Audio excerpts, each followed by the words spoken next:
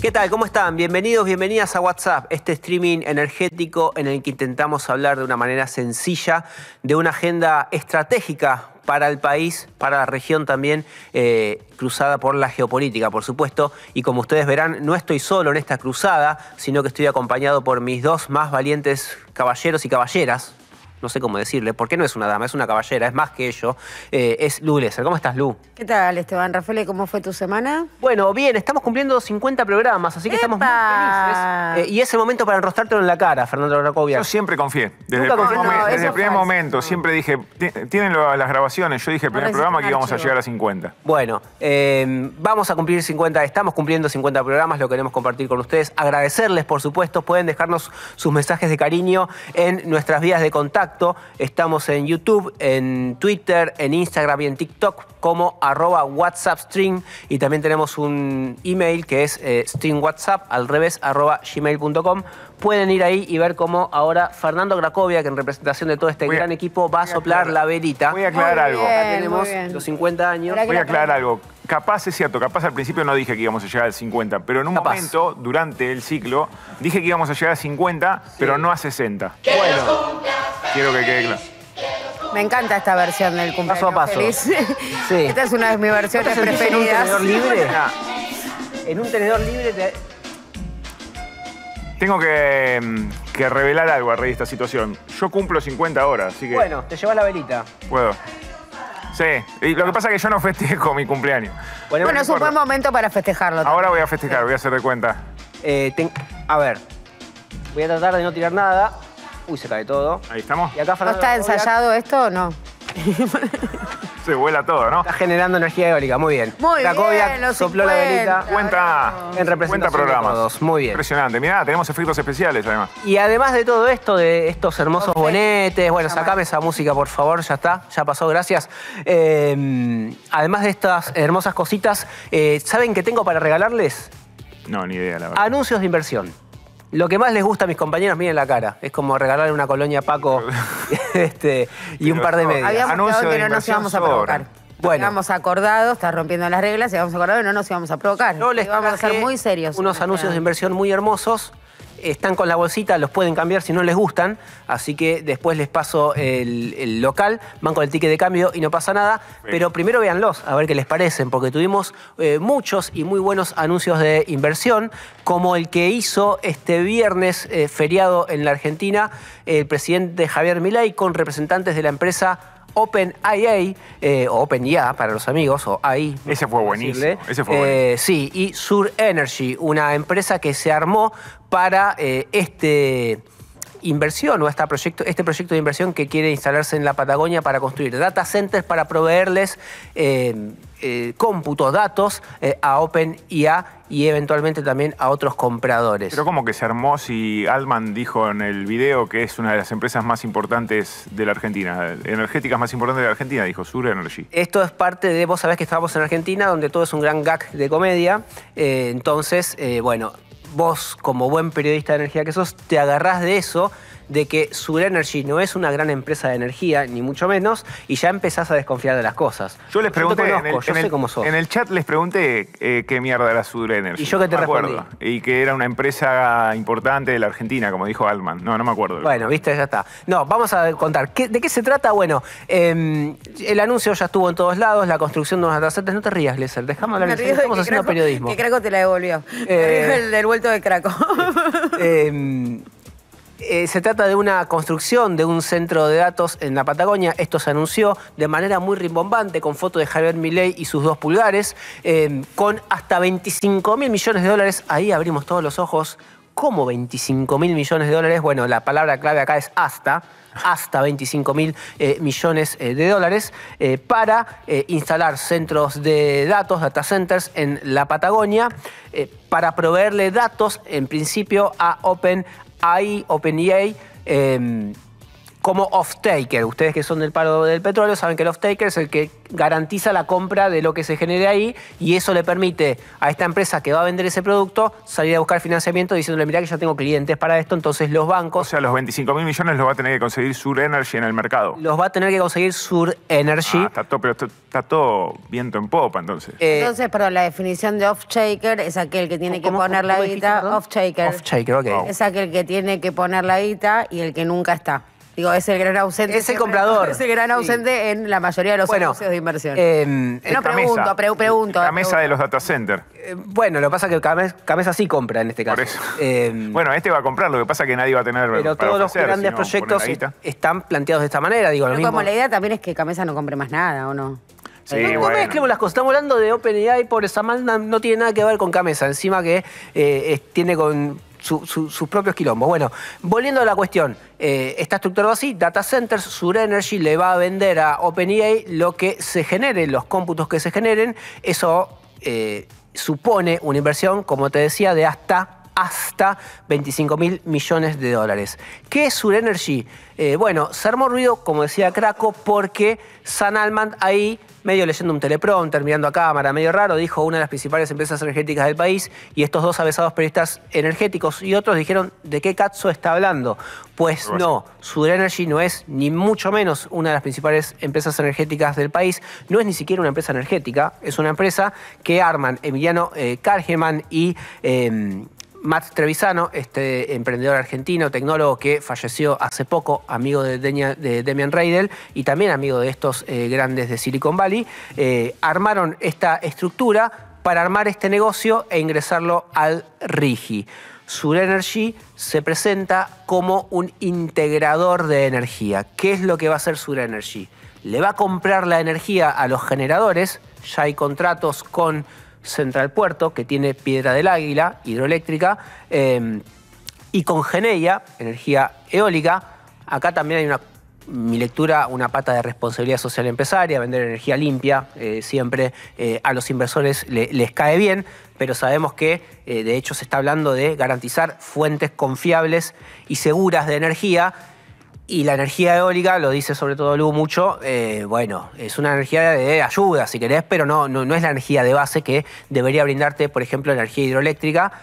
Y acá la pregunta es, ¿y los reactores modulares de Demian Reidel, la otra gran persona involucrada en este anuncio? Bueno, todavía no están en esto. Y hace sentido que no estén en esto porque no están en nada.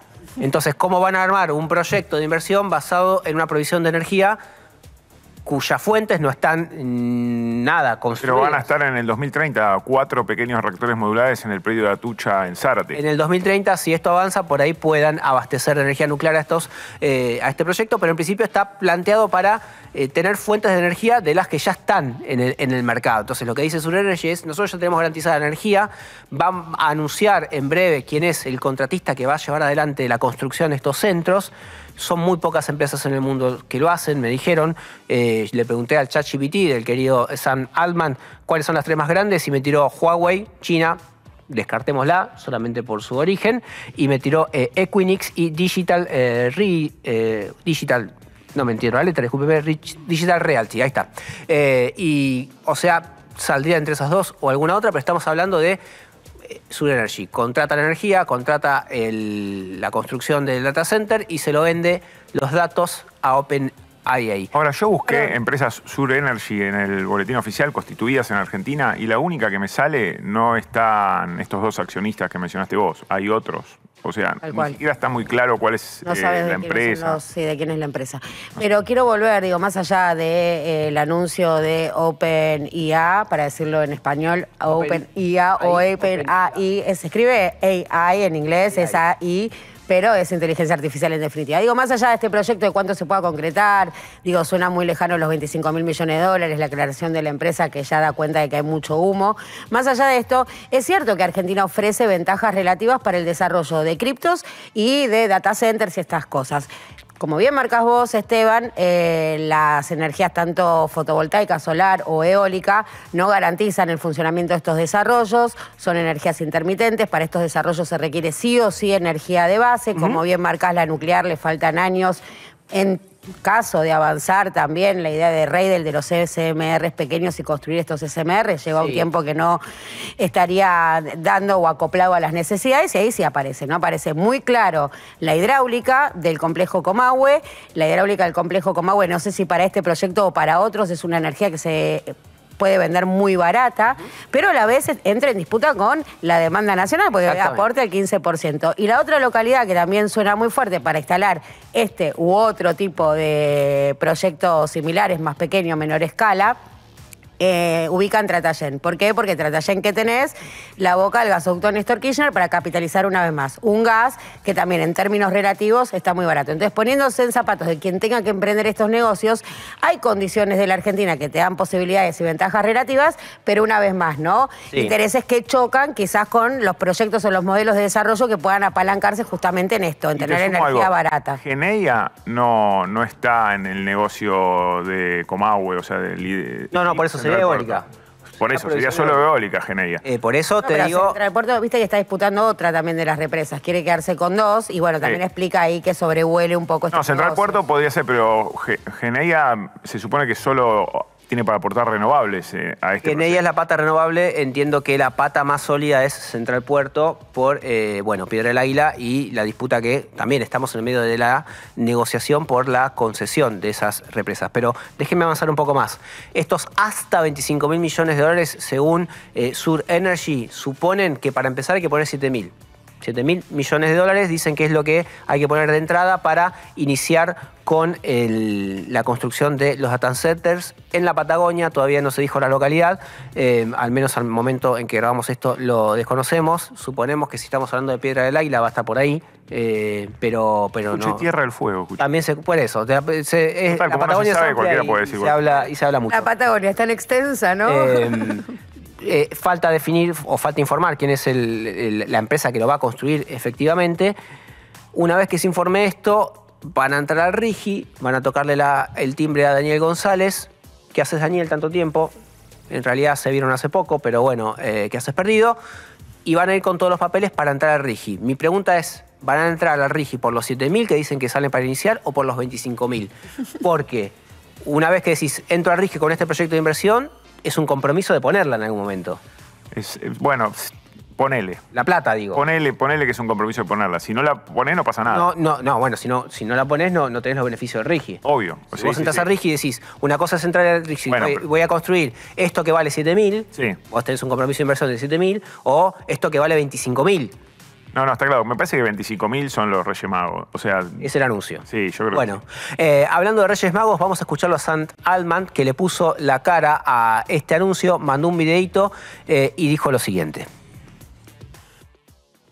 Today, we're proud to announce plans to launch Stargate Argentina, an exciting new infrastructure project in partnership with one of the country's leading energy companies, Sur Energy. It is our first Stargate project in Latin America, a region full of talent, creativity, and ambition. This milestone is about more than just infrastructure. It's about putting AI into the hands of people across Argentina. We're excited to work with Argentina as it builds towards becoming an AI hub for all of Latin America. When I first met President Milei during his visit to San Francisco last year, his vision for how AI could drive Argentina's growth and creativity was unmistakable and strong. Stargate Argentina will help bring that vision to life. Stargate Argentina, este es el nombre del proyecto, la mención a Javier Milei, que estuvo el año pasado en Silicon Valley, en San Francisco, y bueno, Damon Reilly fue impulsando todo esto. Lograron que Altman incluya la palabrita mágica en carrera electoral de Javier Milei. ¿Qué hay entonces de cómo sigue el avance de esto? La presentación al RIGI, la búsqueda de financiamiento. Dicen que lo consiguen de los bancos, que con el solo hecho de invocar el contrato con Sant Altman para abastecerlo de datos, ya alcanza para conseguir financiamiento accesible para un proyecto de esta envergadura en Argentina. Y a partir de ahí, bueno, avanzar en algo que hizo ruido a la manera del anuncio, época electoral, Casa Rosada, video de Sant Altman, y falta este tipo de detalles. Che, 25.000 dijeron, ¿cuánto van a traer? Porque ahora que hicieron 25.000, poner el Carrigi entra por menos y dices, bueno, ¿de qué me estabas hablando? Igual 7.000, si lo hacen así, es una torta de plata. Es uno de los proyectos Rigi más importantes del tiempo avanzado. Ellos anunciaron que participan Sur Energy y la empresa de Altman, y después dijeron que había un desarrollador y cloud que no lo identificaron. La parte Sur Energy. Sur Energy es el que entra al Rigi. Sur Energy contrata energía y contrata al ahí ya empezamos mal porque venimos diciéndolo. Sur Energy no es nada ahora, es un sello de goma. No sé si después prosperará y será una empresa muy importante del sector energético. Hoy no lo es. Hoy prácticamente podríamos decir que no existe, o por lo menos no existía hace 6 meses. Pero después falta ver dónde va a instalarse, falta ver cuál va a ser de alguna manera el que le brinde el desarrollo tecnológico al proyecto, no el que compre, no el off-taker. En este caso, eso está asegurado. Pareciera que lo único asegurado es que hay alguien que va a comprar, pero que no es poco, obviamente. Pero del otro lado, del lado nuestro, hay que venderle algo. Todavía no hay mucho, exacto. Ese me parece que es el principal problema. Una cosita más y avanzamos. No hay un contrato de exclusividad, me dicen, entre Sur Energy y OpenAI. Esto quiere decir que le pueden vender eventualmente también ponerle a Google, le pueden vender a Meta, le pueden vender a otras empresas, siempre estamos hablando acá en el plano de los anuncios y de las hipótesis. No fue la única gran inversión que se anunció este viernes de inversiones, la otra fue un paso más en este acuerdo entre YPF y Eni, la empresa italiana, para 2 de los buques licuefactores de gas. Vino Claudio Descalzi, el presidente y CEO de Eni, a firmar la decisión final de inversión, o FID, ¿no? Como le dicen ustedes que hablan... Todavía no firmaron el FID, están en la previa, ¿no? En la previa, sí. Bueno. Un proyecto de producción y exportación de 12 millones de toneladas, que generarían divisas por 14.000 millones de dólares al año. De nuevo, las cifras que estamos diciendo son grandilocuentes, ahora hay que llevarlo a tierra, digamos, empezar a hacer que todo esto ocurra. Una aclaración, creo que los 14.000 millones de dólares los podrían generar los 5 barquitos, donde YPF está metido creo que en todos, no solo estos últimos. Serían 24 millones de toneladas anuales entre los 5 barcos si se concretan todos los proyectos, y eso daría 14.000 millones de dólares anuales, que es un montón, porque Argentina, acá yo tengo cuánto exportó, exportaciones energéticas, unos 10.000 millones entre agosto del 24 y julio del 25. O sea, el último dato disponible. Sí, solamente de GNL vas a más que duplicar esa cifra. Bueno, eso es lo que dice Horacio Marín, que está muy entusiasmado con estos proyectos, sobre la cantidad del volumen de inversión y lo que se va a generar acá en Argentina si esto avanza. No importa para la gente, 12 equipos de perforación que hacen pozos, y a fin de año estamos previendo 19. Con el LNG tenemos que meter a partir del 27 12, o del orden, entre 10 y 12 más. Son 31, fíjate, de 12 pasamos a 31. Sí. ¿Eso qué es? Trabajo directo en Neuquén, trabajo directo en todas las obras. La inversión del LNG es otro juego. Mirá, son 25.000 millones de dólares en infraestructura, 20.000 millones de dólares en pozos y plantas de lo que se le dice upstream, que es la parte de petróleo, son 45.000. Y todo el proyecto son 85.000 millones. Bueno, entusiasmado Horacio Marín, no es para menos. Es una buena introducción para hablar con nuestro primer entrevistado. Él es politólogo, es uno de los editores de la revista Panamá, que leo asiduamente y que uso y recomiendo. Es también director de la consultora de estrategia y comunicación política Escenarios. Es Pablo Tousón, además autor de varios libros. Pablo, ¿cómo estás? Bienvenido a WhatsApp. ¿Qué tal? ¿Cómo están? Bien, bueno, uno de los libros también, ¿Qué hacemos con Menem?, que también vale la pena releer ahora en estos momentos. ¿Qué te parece toda esta avalancha de anuncios de inversión? Yo no los ligaría, a ver, no haría una ligación tan directa entre lo de Altman y lo de Trump, ¿no? O sea, en principio porque no funciona tan de esa manera, entiendo. El conglomerado no es como los chinos, digamos, que tienen como si fuese más orgánicamente anudadas las decisiones, ¿no? En ese punto. Yo creo que, digamos, tienen un poco la misma, está escrito en el mismo tinta limón, en el mismo lápiz que está escrito todo el tinglado del gobierno hoy, ¿no? O sea, vos decís, recién ustedes discutían sobre cuán verosímil era la cifra, cuánto era de verdad y cuánto se va a concretar de verdad, ¿no? Yo creo que efectivamente algo va a suceder de todo lo que estamos hablando. Creo que el RI es una oportunidad para muchos de ellos, pero también creo que la estabilidad del gobierno en eso nos ayuda mucho, ¿no? Claro. O sea, la idea de que Trump mismo lo dijo, no lo señaló, dijo, bueno, si pierde las elecciones Milei, nosotros nos vamos.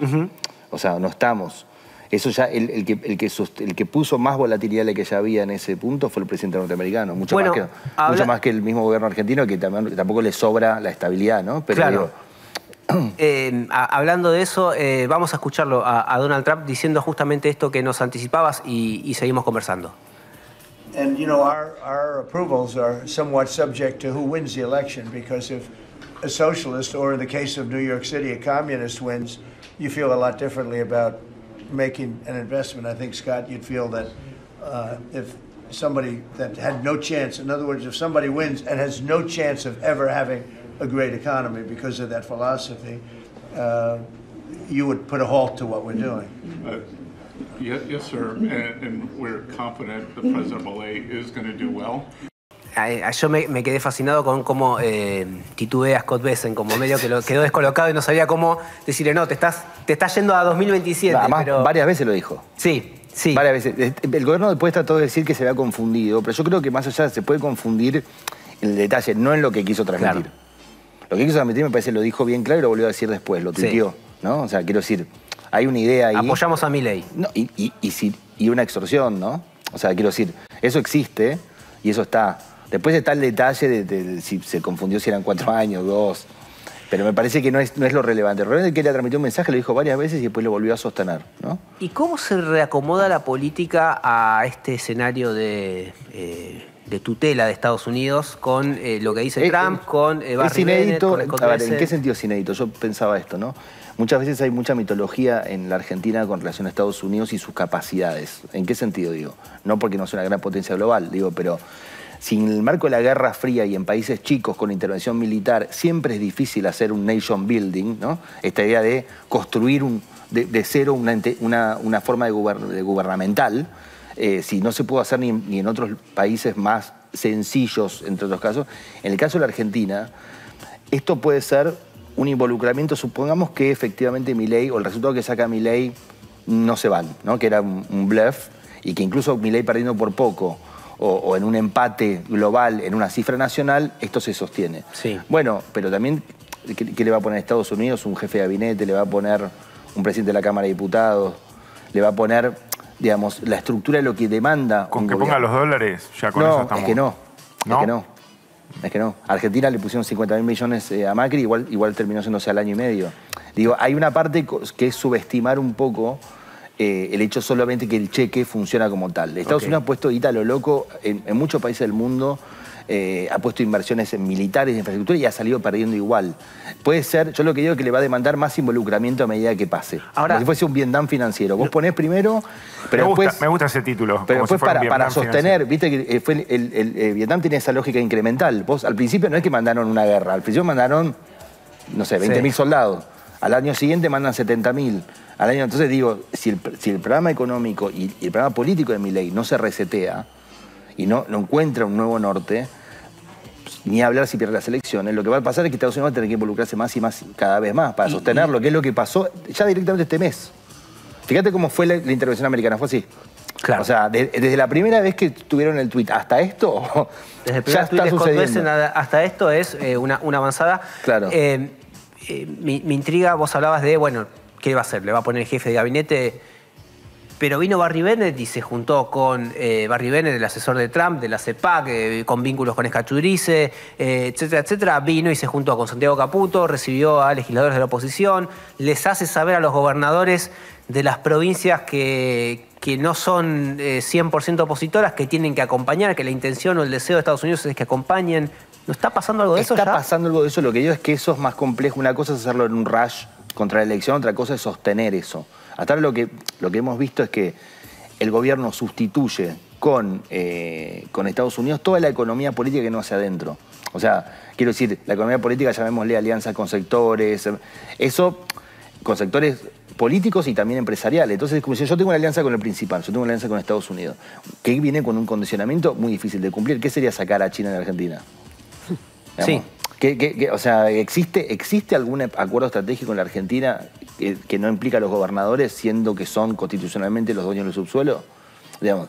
Entonces, si Milei no cierra con alguna de las 2 o 3 provincias productivas más importantes después de la elección, sea cual sea el resultado, es un poco inverosímil el programa en general. Por eso digo que, vos decías, Bennett se fue juntando y fue anudando. Un hecho insólito, está como haciendo la política que no hace el gobierno de Milei. Mi pregunta es, y probablemente Macri entre bambalinas pueda figurar como una especie de broker del poder en ese acuerdo, ¿no? Como diciendo, ¿quién es el garante? Supongamos esto, como es el gobierno de Milei que lo conocemos. Vos sos un ministro de Macri. ¿Quién te asegura que a las 2 semanas no te echa Karina por alguna especie interna? Entonces, digamos, ¿quién agarra? ¿Quién se asegura eso? ¿Barry Bennett? Puede ser, ¿eh? Pero te quiero decir, estamos entrando en una zona insólita. Digamos, insólita inclusive en términos de lo que pueden decir los gobiernos militares en la Argentina. Sí. O sea, digo, quiero decir, es raro porque debería ser una especie de cuerpo a cuerpo de esa intervención política. Claro. O sea, si no, ¿a quién se lo delegan? O sea, digo, es complejo, es realmente complejo. Perdón, puedo preguntar porque sí. va en este sentido, porque acá estábamos viendo cómo se da la correlación de fuerzas Estados Unidos, el gobierno, ¿no? Sí. El oficialismo más puro. Ahora bien, veníamos de una semana donde se recrudecían las tensiones políticas, gobernadores que se venían parando de manos, un Congreso que iba cobrando cada vez o alzando cada vez más la voz, y a partir de este despliegue del gobierno norteamericano se da como una suerte de repliegue de la clase política, ¿no? De cierta clase política que se acomoda. Digo, ¿tenés esa lectura? Eso por un lado, y cómo traduce la sociedad, que es otra pregunta que no necesariamente va acompañando cómo se mueven los dirigentes, ¿no? Mira, yo yendo a la primera pregunta, primero, vale la redundancia, es siempre, ¿por qué siempre fue dificultosa la relación entre Estados Unidos y Argentina a lo largo del siglo XX, por ejemplo? Por izquierda y por derecha, porque antinorteamericanos también eran los conservadores, eran pro-ingleses, ¿no? ¿Por qué? Porque había un problema de complementariedad económica. Sí. O sea, por eso Inglaterra apoyaba por eso, digamos, la disputa entre Roosevelt y Churchill incluso en la guerra, ¿no? Porque preveía eso. Hoy China ocupa un lugar más análogo, no saquemos la parte cultural obviamente, pero más análogo al de Inglaterra, ¿no? Que es muy complementario con la Argentina. Y si vos ves en términos de alianzas, lo que eso se tradujo es el conflicto con el campo. Esto de las retenciones que Estados Unidos manda volver a reponer, ¿no? Entonces, digamos, acá hay un conflicto para los gobernadores, por ejemplo, de la zona centro, en ese clave, Córdoba, Santa Fe, que es el sector, está extrañamente corrido por derecha, Milei, ahí, ¿no? Como si fuese...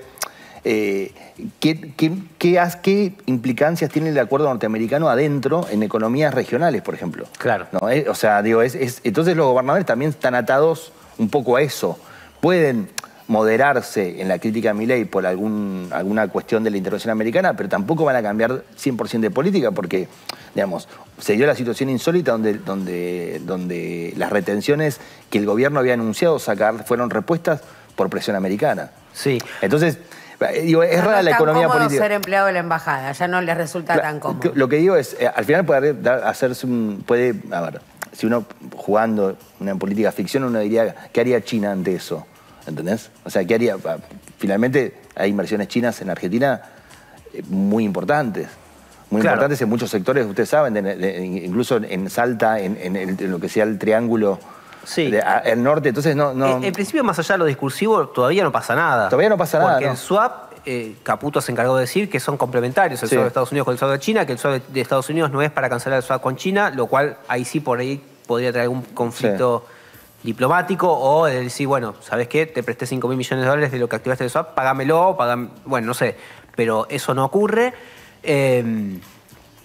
Y por ahí es hacia adelante. Bueno, los sectores que Estados Unidos quiere Yo creo que va a ser más para adelante porque los derechos adquiridos para atrás no pueden tocar.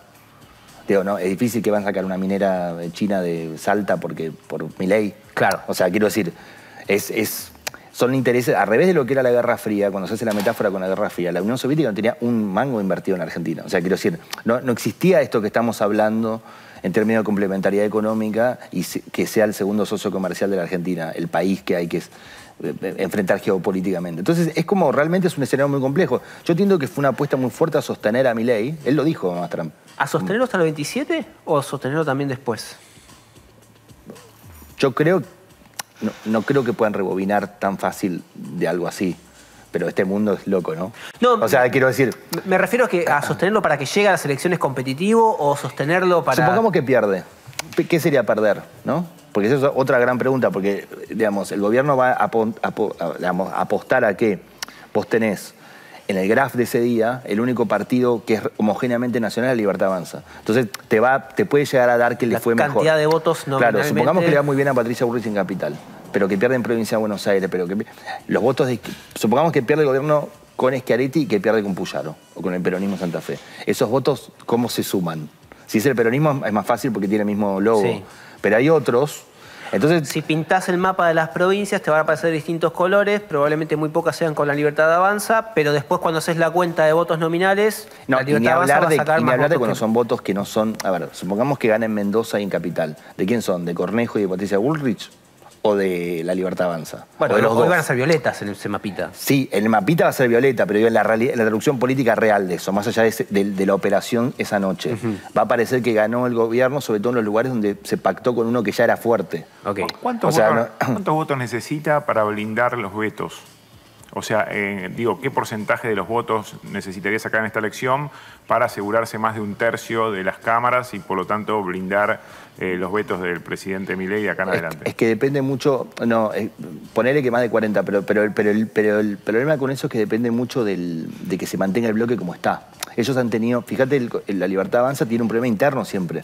Siempre se le va a Pagano, sí. se rompe tal otro. Entonces, muchas veces lo que suma por acá lo termina perdiendo por abajo. Entonces, con ese escenario, digo, con más o menos como viene las encuestas o midiendo lo que vos vayas a ver del resultado, ¿le va a dar para garantizar las reformas estructurales? Porque esa es la pregunta. ¿Le da para garantizar eso? Sin un acuerdo con los gobernadores, no. O con el kirchnerismo, pero es poco probable, ¿no? Pero quiero decir, sin un acuerdo, por eso no, a ver... Y ese acuerdo le va a salir caro, además. Digo, es un acuerdo caro. Tuve alguna conversación con inversores, porque ven analistas políticos un mes antes de la elección que pierde Milei con Kicillof.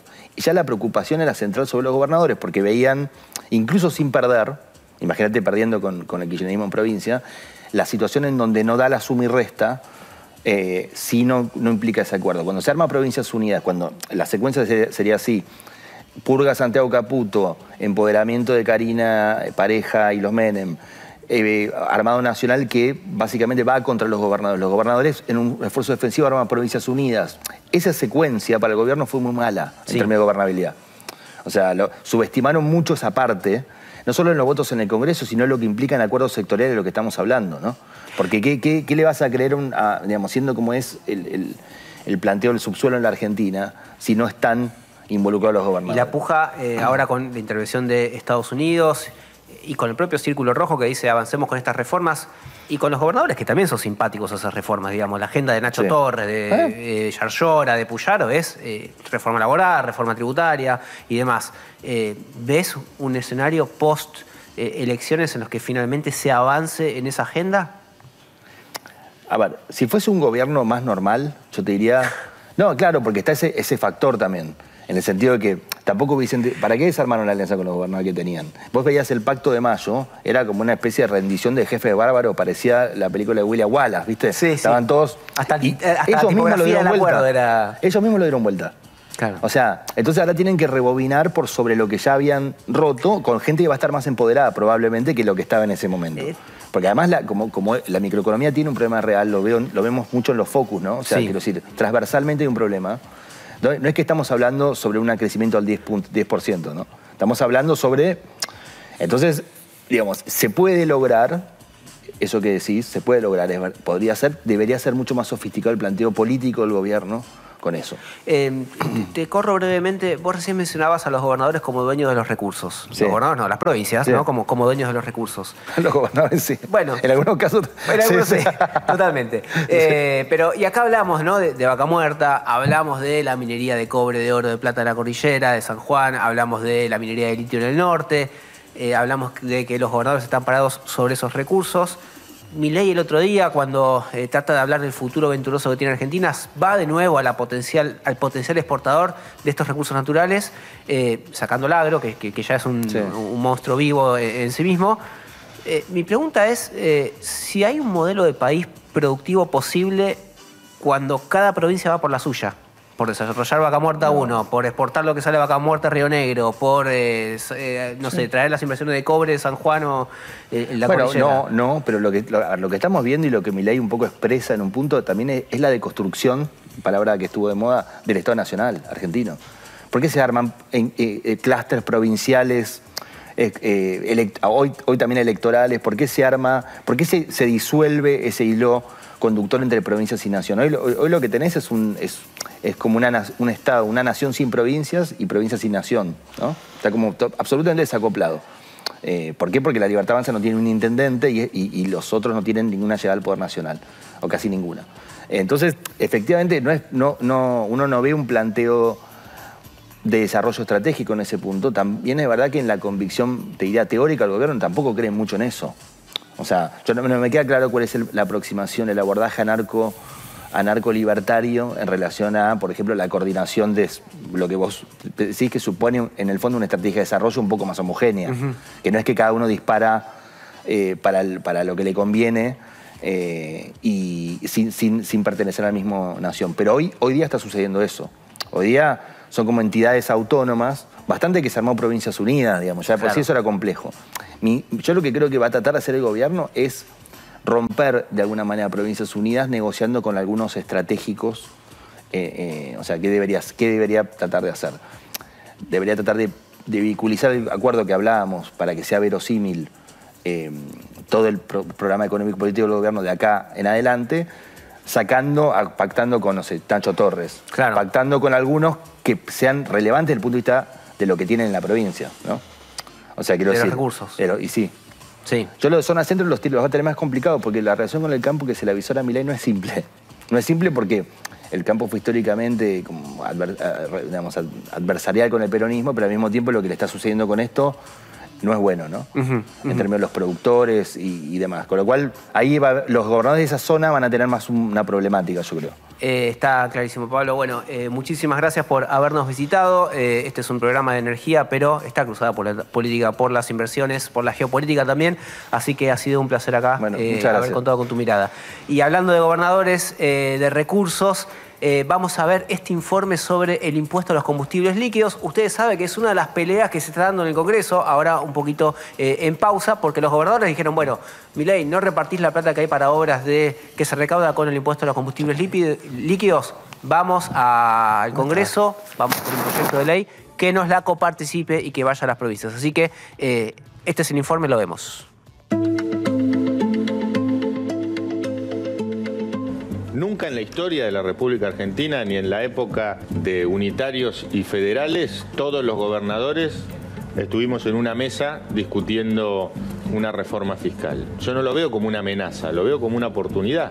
El impuesto a los combustibles básicamente es una carga tributaria que se cobra a todos los ciudadanos que vayan y carguen combustible, nafta, gasoil, etcétera. Pero para que tengamos una idea, por cada litro de nafta, en Capital debe estar a 1.300 y pico, de nafta super, 278 son de impuesto a los combustibles. Ese impuesto, que tiene varias décadas, digamos, de estar funcionando, se creó con la finalidad de financiar ciertos fondos fiduciarios. Los fondos fiduciarios son, digamos, entidades que crea el Estado para poder financiar, por ejemplo, los planes de vivienda. Una parte, por supuesto, también, casi un 30%, va al ANSES, a la Seguridad Social, a la caja que recauda para poder pagar jubilaciones, pensiones y demás. Y también una parte va a la recaudación nacional para que el Estado lo pueda administrar y a las provincias, que es más o menos un 10%. Los distintos gobiernos nacionales, con una voracidad recaudatoria muy importante, crearon estas famosas asignaciones específicas. Para viviendas el FONAVI, para las rutas a través del impuesto al combustible, que son impuestos que pagamos todos los contribuyentes de la Argentina justamente para eso. Un objetivo. Ese es el curro de los fideicomisos que habla el gobierno. ¿Qué decimos los gobernadores?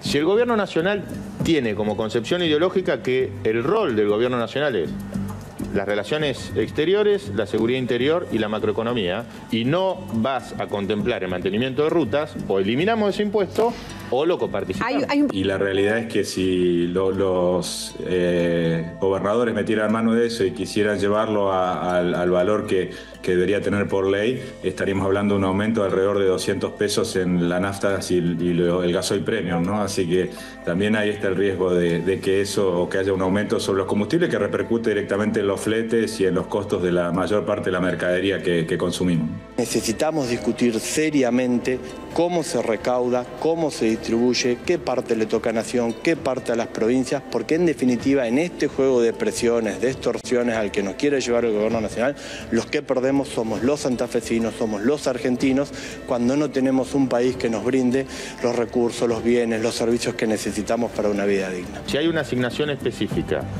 que es un dinero que tiene que utilizarse pura y exclusivamente para el mantenimiento de rutas, contemplar eso como parte del equilibrio fiscal no sería del todo correcto. Hay que entender que no es un capricho del gobierno no repartir los fondos o no ejecutar más, es que el Estado está fundido. Subejecutar una partida no es ahorro fiscal, es no ejecutar lo que por ley tenés que ejecutar. Creo que es el gran desafío que tiene Argentina para salir adelante, cómo bajamos la carga fiscal, que pareciera que es poco en los combustibles, pero como decía antes, en las mercaderías en general los fletes inciden alrededor del 20% del costo. Y Argentina también tiene unos costos de flete, por ejemplo, para lo que hace a granos, que muchas veces nos deja fuera de la posibilidad de exportar, ¿no? Uno ve cómo el Estado Nacional ha hecho un esfuerzo muy grande, y hemos hecho todos los argentinos un esfuerzo muy grande por bajar el gasto y recortar, y las provincias no lo han hecho, al contrario, han subido el gasto en la gran mayoría, y lo que hacen es demandar recursos a la nación, de alguna manera, que se terminan repartiendo también en forma inequitativa, ¿no? Porque, por ejemplo, Neuquén aporta casi el 4% del PBI nacional y recibe solamente el equivalente al 1,7%. Y hay provincias como Formosa, por ejemplo, recibe el 3,5% de los fondos nacionales coparticipables cuando aporta menos del o cerca del 0,5%, ¿no? a lo nacional. También fue una mentira cuando Milei dijo que venía a bajar los impuestos, porque los impuestos no están bajando, y el mejor ejemplo es el aumento de la presión tributaria del 2023 al 2024 de parte del gobierno nacional. Nosotros tenemos una coparticipación nacional que no contempla la voz de esos distintos sectores de la Argentina, y te agrego además un banco central que es donde se define ni más ni menos que el valor del dólar. Nosotros creemos que se tiene que ir hacia una mejor distribución. Las provincias, con la ley actual, tenían, en la distribución que ya se les daba, tenían la obligación de financiar, por ejemplo, los organismos de vialidad provincial, tenían que hacer ciertas obras de infraestructura. El proyecto de los gobernadores, que tiene media sanción, elimina esa obligación y puede ser usado para gastos corrientes. Yo creo que hay que desdramatizar cuando se habla de una guerra entre gobernadores y el gobierno. En realidad, yo creo que es una discusión necesaria y determinante para el futuro de la Argentina. En estos casos y cerca de una elección es muy difícil dar discusiones, ¿no? Porque ahí juegan otros intereses, cada gobernador también tiene su interés propio, así como los distintos actores que juegan en esta elección, entonces también terminan embarrando la cancha de una discusión que, como digo, debería ser cómo hacemos para generar más trabajo, para bajar el costo de producción y que Argentina seamos competitivos para salir al mundo.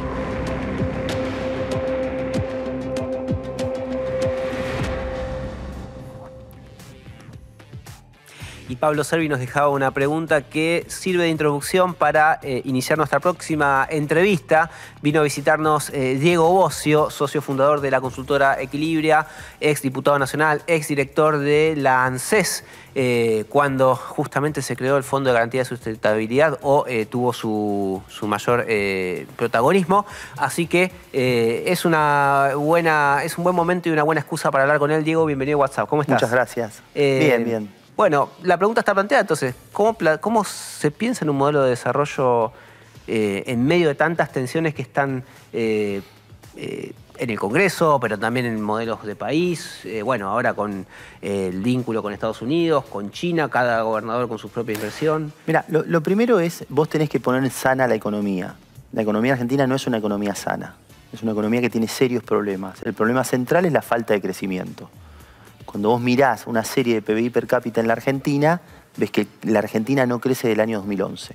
Que el PBI per cápita de la Argentina es 15% más bajo que el año 2011. Con lo cual, nosotros tenemos un problema serio de crecimiento. Para crecer hay que desarrollarse, para crecer hay que tener infraestructura, hay que ser competitivo, hay que aumentar las exportaciones, hay que aumentar el mercado interno y demás.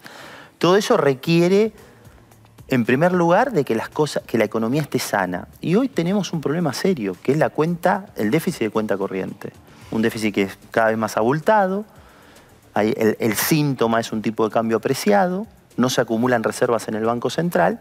Entonces, lo que vemos en términos políticos, un ministro de Economía que está todos los días, se la pasa días en Estados Unidos convenciendo al secretario del Tesoro, al presidente de los Estados Unidos y demás, casi delegando la política con una especie de intervención por parte de Estados Unidos en las decisiones de la Argentina, responde a esa economía que no está sana, responde a esa falta de dólares, responde a esto de que cuando gobernás el dólar, gobernás la Argentina, cuando no tenés capacidad de gobernar el dólar, estás todo el tiempo con dificultades serias. Entonces, tenés un problema fiscal que en principio el gobierno dice, bueno, tengamos equilibrio, hizo un ajuste mayúsculo del gasto público, yo creo que con torpeza, sin capacidad de tener capacidad política para tener sustentabilidad en el tiempo, pero no hizo el ajuste en términos de acumular reservas. Entonces vos ves las reservas netas del Banco Central, son negativas hoy, reservas negativas, algo que es difícil de entender, y son las mismas que cuando dejó Massa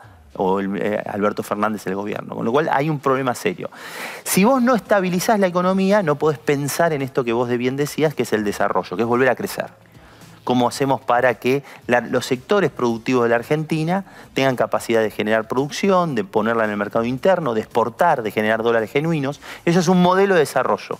Ese modelo de desarrollo requiere de un Estado inteligente, requiere de hacer reformas y requiere de sincerar la economía, que es una economía que tiene estos problemas, te diría, de no salubridad, ¿no? Economía estable, lo repetiste como, bueno, se necesita eso para empezar.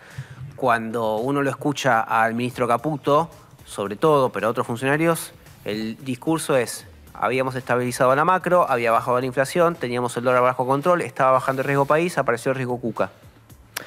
No, el único riesgo que hay es el riesgo de quienes gobiernan. No es el riesgo de quienes... es muy fácil siempre la herencia recibida, el riesgo Cuca, poner las fallas en... Lo estrictamente cierto es que acá tenés una crisis en sentido político. Cuando digo crisis en el plano de la política, ¿qué digo? Que el Congreso está absolutamente bloqueado, paralizado, que lo único que se intenta es tratar de evitar los vetos. O sea, no fluye la política, no hay un método por parte del presidente de la Nación, que tiene la principal responsabilidad de ordenar la política en la Argentina, de que fluya en la Argentina decisiones de gobierno, decisiones que tengan que ver con el Estado. Entonces hay una crisis política. La hubo en el gobierno de Alberto Fernández, con internas a cielo abierto entre el kirchnerismo y el propio gobierno. Entonces a todos nos asombraban esas internas descarnadas. Y la ahora, recién lo escuchaba el politólogo a Toussaint, cómo destruyó el esquema, el régimen político inicial del gobierno y cómo nunca más pudo tener iniciativa política. Y siempre estuvo a la retaguardia, siempre estuvo a la defensiva. Entonces, hay un problema político. No se nombran los ministros de la Corte, no se nombra el procurador, los directores del Banco Central están en comisión, hace 2 años que no tenemos presupuesto de la Nación, los temas estratégicos no pasan por el Congreso y hay un presidente además que denosta la política. La denosta, la descalifica y la agravia de manera permanente. Entonces hay un problema político. El segundo punto tiene que ver con lo económico, con lo que decíamos recién. La Argentina no crece y no se estabilizó. Para que tengan una idea, la última inflación fue del 2,1%. Cuando vos anualizás la economía argentina, la inflación está en el orden del 30%. La literatura económica dice, inflaciones persistentes en torno al 30% más es países con inflación crónica. Eso que requieren planes de estabilización. El gobierno confundió equilibrio fiscal con estabilización. El gobierno no estabilizó la economía argentina. La convertibilidad a los 6 meses ya había destruido, pulverizado la inflación. Esto no estabilizó la economía. Confundir equilibrio fiscal y cierto orden en materia monetaria con estabilización de la economía para después sentar las bases del crecimiento es otro programa. Ahora, Diego, vos decís la economía no crece hace 15 años. Sí. En esos 15 años los gobiernos se han puesto como objetivo tratar de mantener el tipo de cambio relativamente bajo. Primero con cepo, después con deuda, después con cepo y ahora de nuevo con deuda. Con este tipo de cambio, ¿se puede alcanzar ese desarrollo o es inevitable que el tipo de cambio real sea más alto para que Argentina vuelva a crecer? Argentina tiene un problema serio de reservas en el Banco Central. Cuando uno mira lo que ocurre en los países vecinos, no miremos otros países con otro tipo de instituciones y demás. Cuando uno mira lo que ocurre en países de la región, los niveles de reservas internacionales en el Banco Central son significativos. Para acumular reservas vos tenés que tener un precio del dólar que te permita que el flujo sea positivo, en términos de servicios, en términos de turismo, en términos de exportaciones y demás. Hay una parte de la producción argentina que no es sensible al tipo de cambio, el campo específicamente. Es muy productiva, entonces se mueve el tipo de cambio más o menos y no. Pero el resto de la actividad es muy sensible al tipo de cambio. Entonces, Argentina necesita decididamente un periodo de orden macroeconómico y de un tipo de cambio real que te permita revertir el flujo negativo que tenés para evitar el endeudamiento, para evitar vivir prestado o evitar como estos días que te pongan un respirador, te ponen el respirador, seguís viviendo, pero el problema de fondo sigue igual. La contracara de eso son salarios más bajos. La contracara es no necesariamente porque puede aumentar la productividad. A ver, claramente el shock inicial, vos bien lo decías, no hay nada más casta que apreciar el tipo de cambio. Aprecias el tipo de cambio, salen más baratos algunos productos importados.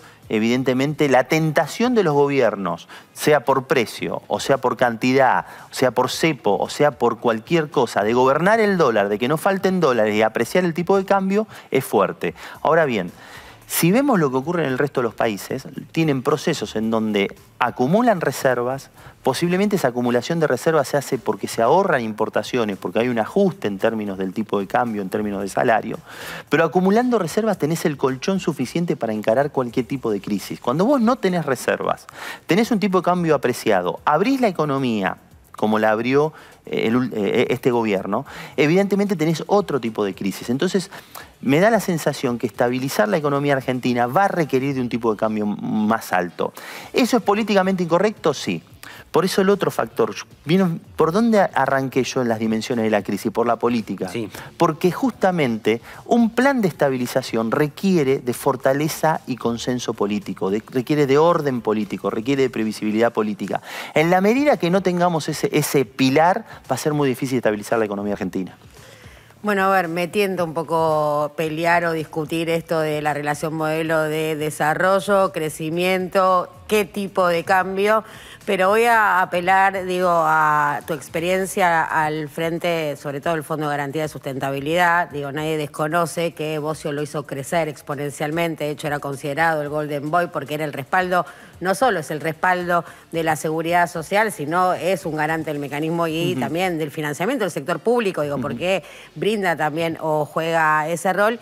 Y apelando a esa expertise, digo, ¿qué vemos hoy en este mercado de capitales y que también tiene una relación con lo que veníamos charlando? Porque vos podés tener un tipo de cambio alto, pero si vos no tenés financiamiento, inversiones, digo, y viendo la profundidad de un mercado de capitales que reacciona a un posteo, que reacciona a una declaración o a una no declaración, o a una foto, no habla de lo ínfimo, lo chiquito, digo, lo alejado, desacoplado que está con las necesidades reales de ese u otro modelo de desarrollo. Decididamente, coincido. No tengo nada que pelear porque coincido. No, me voy a pelear con otra cosa. Frágil, no con eso. Bueno, no. Este era un centro. Dale, está muy bien. Frágil, una economía absolutamente frágil, un mercado de capital absolutamente... Argentina no es viable con un riesgo país de arriba de 500 puntos. Argentina necesita efectivamente ordenar las cuentas públicas, ordenar el balance del Banco Central, tener una nueva institucionalidad monetaria, una nueva institucionalidad cambiaria, precisa, que tenga...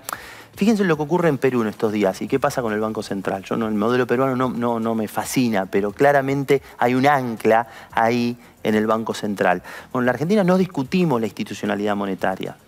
Entonces, en la medida que nosotros no tengamos un Banco Central que tenga reservas internacionales, en donde los bonistas digan, che, ¿va a entrar en default o no la Argentina? A ver, fíjate la hoja de balance del Banco Central, menos 10.000 negativo, ¿me va a pagar o no me va a pagar? No, pero, bueno, olvídate del stock, veamos el flujo. No, todos los meses salen más dólares de los que entran. ¿Y cómo hacemos? No, va a pedir prestado. ¿Y cuánto está el riesgo país? 1000, imposible. Si con 1000 puntos de riesgo país no hay proyecto de desarrollo posible, ni para las pequeñas ni para las grandes. ¿Por qué? Porque no tienen forma de acceder a un mercado de capitales confiable, que perdure en el tiempo, acceso al mercado, de restricción de financiamiento. Sin financiamiento es imposible crecer. O sea, fíjense lo que pasa en Vaca Muerta. Vaca Muerta tiene un potencial enorme. ¿Cuál es el límite de Vaca Muerta? Los flujos. No tiene una potencialidad, o sea, es muy difícil acceder a... Bueno, por un lado la capacidad de salida, de demanda. Vos decís, bueno, empieza a tener límite, ¿dónde coloco el gas? ¿Dónde coloco el petróleo? Petróleo es más fácil, pero lo de bala ha crecido y demás, pero el gas básicamente es un límite estructural. Pero independientemente de la demanda, aún estando la demanda, vos tenés que traer equipos, tenés que invertir, tenés que poner recursos. ¿Cómo hacen las empresas? Lo hacen con el flujo. Me entra tanto, me sale tanto, gran parte del flujo lo vuelvo a reinvertir en el proceso de capitalización de Vaca Muerta. Ahora bien, para dar un salto en serio se requieren inversiones. Y para requerir inversiones, la tasa de interés tiene que ser razonable. No podés competir con un bono de 11, 12% de tasa de interés. En eso aparece un problema de costo serio, porque las empresas, si bien en muchos casos tienen mejor acceso al financiamiento que el propio Tesoro, empiezan a tener límites. Ahora, Diego, te vuelvo el tipo de cambio. Vos, si se lo planteas a este gobierno, el gobierno te va a decir, bueno, pero ahora nosotros tenemos una perspectiva de mayor generación de dólares con la exportación de GNL, los proyectos de los barcos que van a generar unos 14.000 millones de dólares, dicen para 2029, 2030, que es más que duplicar las exportaciones que genera hoy, o sea, el superávit que genera hoy el sector energético, y también tenés la minería como otra esperanza de acá, o a partir, mejor dicho, de 2030, generando divisas. ¿Eso podría llegar a evitar una devaluación del tipo de cambio? O sea, tener más dólares que nunca tuviste y no depender solo del campo. ¿Sabés qué pasa? Que el botón de aumento de las exportaciones, aumento de la productividad, no es una perillita, es un proceso lento. Vos bien lo dijiste, dentro de 2 años, dentro de 3 años, y vos tenés el problema hoy. Con lo cual, me parece que hay un problema entre las perspectivas futuras, que además se tienen que consolidar, porque hay que traer los equipos, hay que perforar, hay que sacar el gas, tienen que llegar a los barcos de liquefacción. Los barcos de liquefacción tienen que venir, ya están los compromisos, está uno en Camerún. O sea, evidentemente hay empresarios argentinos, YPF y otras empresas, PA y otro conjunto conglomerado de empresas que evidentemente están queriendo encontrar la forma de encontrar una demanda al gas que existe en Vaca Muerta y la productividad que tiene ese gas. Requiere infraestructura y demás. Ahora bien, vos tenés un problema hoy, tenés un problema que tenés que bajar la inflación, tenés un problema de actividad económica y tenés una solución dentro de 2 o 3 años. Si todo el mundo viera que esa solución es realmente efectiva y vamos a ir en ese camino, se alinearían las expectativas, pero hay dudas al respecto, porque evidentemente si no, ese camino, ese trayecto sería mucho más suave de recorrer. La Argentina requiere un tipo de cambio hasta que se consoliden las exportaciones que le permita acumular reservas. Esto lo digo ya como economista. ¿Y cuánto crees que debería ser? No sé, cuando uno mira, no, porque es una pregunta... Cuando uno mira a qué tipo de cambio a valores de hoy Argentina acumuló reservas los primeros años del gobierno kirchnerista, o sea, el valor de Kirchner, Lavagna, digamos, ese tándem, y el tipo de cambio estaba en valores muy altos, estaba en valores por encima de los 2.500 pesos a valor de hoy.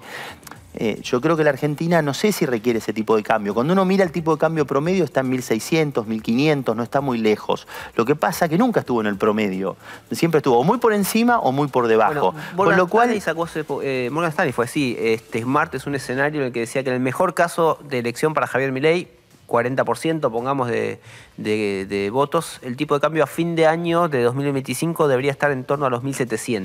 Bueno, son correcciones cambiarias que efectivamente le van a permitir revertir el flujo. O sea, en economía es importante el stock, pero más importante es el flujo. Si vos tuvieras un stock negativo, pero vos ves que todos los meses estás acumulando divisas para poder darle funcionamiento a la economía, para poder generar recursos para pagar la deuda, para bajar el riesgo país, evidentemente las cosas se ordenan.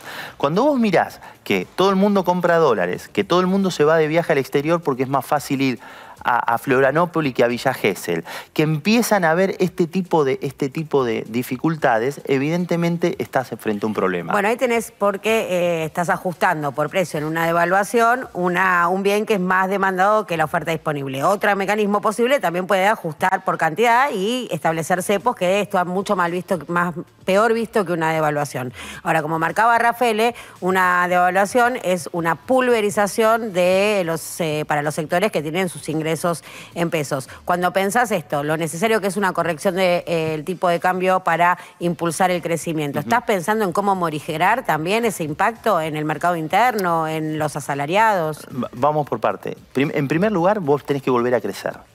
Si vos no tenés reservas internacionales, si no lográs bajar el riesgo país, si no volvés a ordenar la economía, encontrar sano, no volvés a crecer. Segundo, un plan de estabilización requiere un ancla. El ancla es el dólar. Para anclar el tipo de cambio necesitas tener dólares.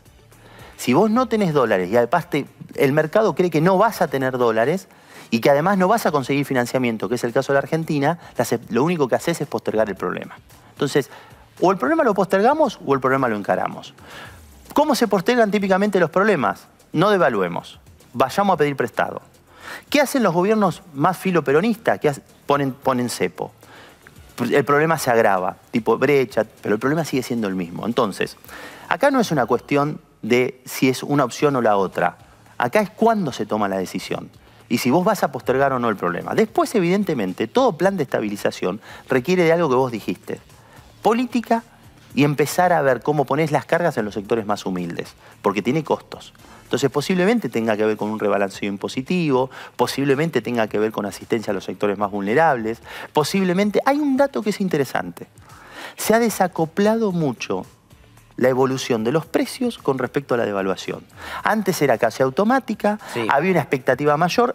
El mercado, que evidentemente tiene problemas de demanda y cierta desregulación, ha permitido que haya cierto desacople. Eso permite que una devaluación inicialmente ese pass-through que habitualmente hablan los economistas o hablamos los economistas, no se vaya tan fuerte. Ahora bien, porque tomar decisiones ordena priorizar. Gobernar significa tomar decisiones y esas decisiones significan priorizar. Yo estoy convencido que la Argentina tiene que volver a crecer. Y tiene que volver a crecer sobre las bases sólidas, sobre la base de un programa de desarrollo. Y para eso requiere de un tipo de cambio que le permita fortalecer la hoja de balance del Banco Central, que permita fortalecer las exportaciones, que permita ayudar a que la competencia no sea tan sanguínea, a la pyme de Merlo, a la pyme de José Cepaz, a la pyme del interior de la provincia de Buenos Aires con un tipo de cambio apreciado, no tiene el colchón suficiente para competir. Entonces yo todo lo que veo de dificultades en términos de ingresos, también veo una ganancia en términos de producción. Y si nosotros logramos en esa oportunidad mejorar algunos aspectos estructurales, infraestructura, impositivas, acceso a los mercados de capitales y demás, yo creo que la Argentina sienta las bases para el crecimiento. Ahora bien, si no lo hacemos, o ponemos cepos, o inventamos vamos a Estados Unidos que nos van a salvar, vienen 3 anuncios, la verdad. Esperamos la solución mágica, el Mesías y demás. Lo único que estamos haciendo es postergar el problema. El problema existe. Diego, muchas gracias por haber venido hasta acá. Muchas gracias a ustedes. Y de un Diego a otro Diego nos toca ir a ver lo que nos dejó nuestro querido amigo Diego Golombek en sus pastillas sobre ciencia. En este caso, hablar del invento de Alessandro Volta. Vamos a remontarnos a la época del 1800. En ese entonces, hablar de electricidad era hablar de chispas en medio de una tormenta. Era un fenómeno que se estudiaba, pero que todavía estaba lejos de entenderse y más lejos aún de controlarse. En ese contexto, un físico italiano llamado Alessandro Volta no se quedó solo mirando los relámpagos, sino que empezó a experimentar con metales, líquidos y cargas, buscando entender cómo podía producir una corriente eléctrica que fuera constante y estable. Así fue como inventó la pila, que ¿cómo la llamó? Pila voltaica, logrando que la corriente eléctrica dejara de ser un fenómeno natural para convertirse en la energía que hoy mueve al mundo. Esto sí que es ponerse las pilas, ¿no? Cuac. Te cuento un poco quién fue este crack. Escucha. Volta fue un físico e ingeniero italiano nacido en 1745 en Como. Desde que era muy joven fue un apasionado por la ciencia y se interesó particularmente por la electricidad. Fue profesor en la Universidad de Pavia, medio pavo, y realizó investigaciones muy importantes sobre el tema. Por ejemplo, entró en controversia con Luigi Galvani y su electricidad animal, porque tras sus estudios, Volta llegó a la conclusión de que la electricidad provenía de los metales en contacto y no de los seres vivos. It's alive, it's alive. La pila que inventó fue el primer dispositivo capaz de generar un flujo de electricidad constante. ¿Cómo? A través de reacciones químicas. Volta utilizó discos de zinc y cobre o plata, que eran los metales más adecuados para esta función. Estos discos se separaban por un material absorbente como el cartón, que se humedecía con una solución de agua salada o ácido. Al conectar un circuito externo a los terminales de la pila, la reacción química liberaba electrones que fluían a través del circuito, creando una corriente eléctrica continua, estable y que podía controlar. ¿Y por qué es tan importante esta invención? Porque abrir el camino a estudiar la electricidad en condiciones controladas cambió todo. Antes de la pila, solo podíamos observar los fenómenos eléctricos en la naturaleza. Pero con la pila, los científicos pudieron experimentar, medir y comprender cómo funciona la corriente eléctrica. La pila de Volta no solo fue un invento genial, también fue el primer paso para el desarrollo de baterías, generadores y todo un universo tecnológico que todavía hoy nos sorprende. Gracias a su trabajo, la electricidad dejó de ser solo un truco de feria y se convirtió en la electricidad que alimenta el mundo moderno. Por su contribución a la electricidad, la unidad de potencial eléctrico del Sistema Internacional lleva su nombre, el voltio. Volveré y seré voltímetros.